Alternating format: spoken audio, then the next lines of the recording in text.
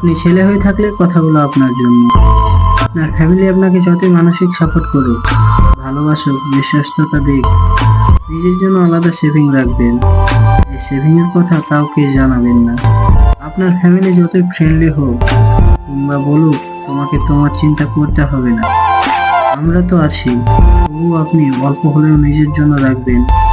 আপনি একজন ছেলে, সৃষ্টিকর্তা না করুক, আর যদি আপনার কিছু হয়ে যায় আপনি অসহায় হয়ে পড়বেন। কেউ আপনাকে গড়ে তুলতে আসবে না। অধিকার দূরে থাক, বিবেক বুদ্ধি দিয়েও কেউ আপনার কথা ভাববেও না। আপনার পরিবার যতই বিশ্বস্ত হোক, ভবিষ্যতের কোনো গ্যারান্টি নেই।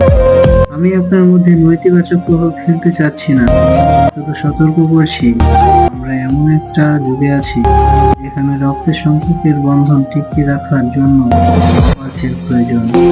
আপনি মানুন আর না মানুন, অর্থ, সম্মান, খ্যাতির লোভ মানুষকে রক্তের সম্পর্ক ভুলিয়ে দেয়।